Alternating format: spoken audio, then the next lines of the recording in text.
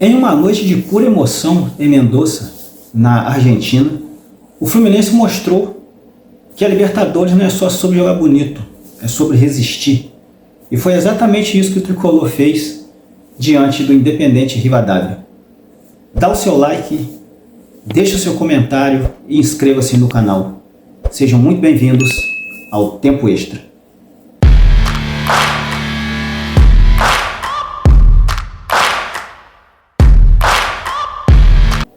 E o Fluminense viveu uma noite das mais dramáticas da sua história diante do Independente Rivadavia pelas oitavas de final da Libertadores da América.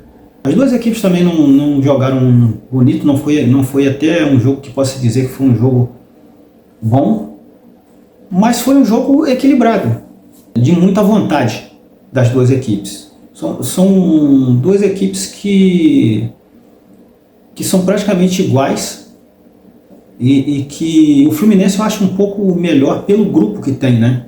Tem jogadores melhores, né? A posse de bola do Fluminense foi um pouco maior do que a do Rivadavia, as chances também foram praticamente iguais.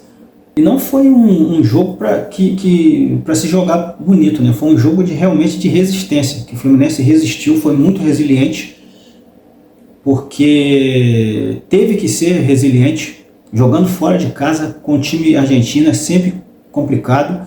O Rivadavia não é um time tão qualificado historicamente, mas se mostrou um time também muito bravo, muito brigador. E dentro de casa cria-se automaticamente aquela obrigação de ter pelo menos um pouco de vontade. Isso o Rivadavia mostrou, e mostrou muito bem. O Fluminense, o time atravessa uma transição. O Marcão assumiu o comando, né, e trouxe novidades na defesa depois da saída do Zubeldia,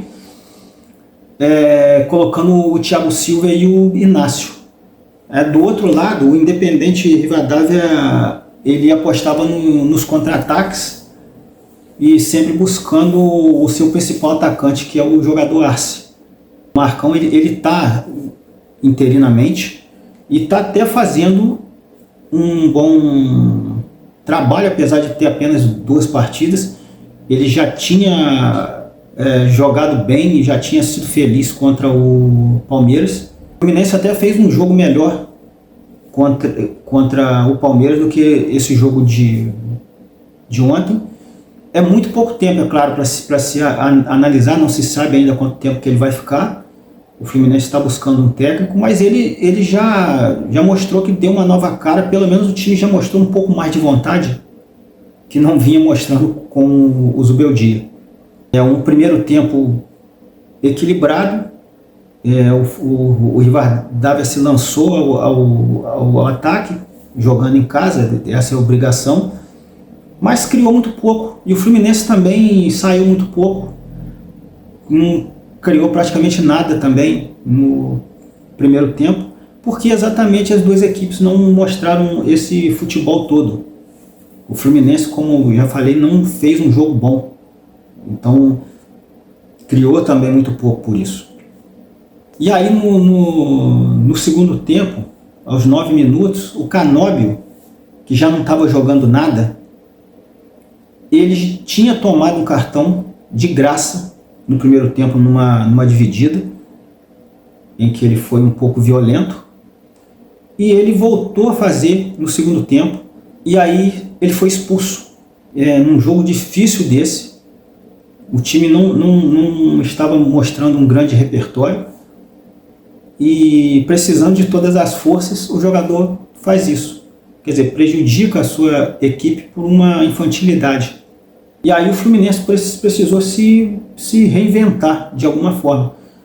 O Serna brilhou e abriu o placar, aliás, um lançamento primoroso do Hércules, que do meio de campo ele recebeu a bola e já olhou e já enxergou o Serna, e de primeira deu um tapa, e foi brilhante o lançamento, e o Serna, com muita calma, jogou por debaixo do goleiro e abriu o placar. O que deu uma aliviada, né? porque o Fluminense estava com um jogador a menos, jogando fora de casa e ainda conseguiu abrir o placar, quer dizer, o melhor dos cenários. O jogo foi se desenrolando e o Batavia tentando de todas as formas, e de uma forma até desordenada, empatar a partida. O time não tem muito repertório.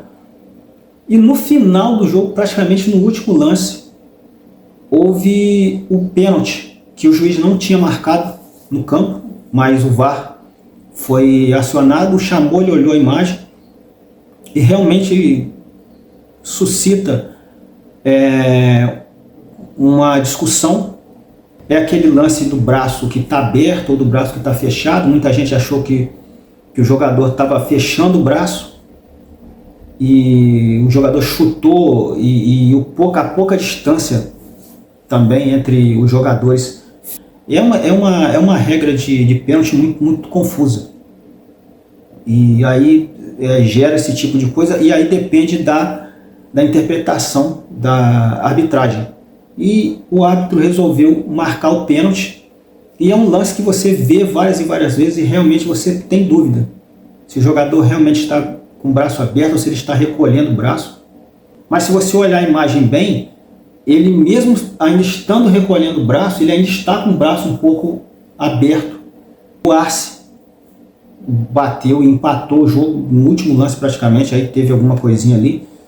E nesses finais de jogo, que você criar escanteio ou lances perto da sua área é muito perigoso, e acabou que o Fluminense pagou por isso logo no final do jogo e no último lance praticamente da partida.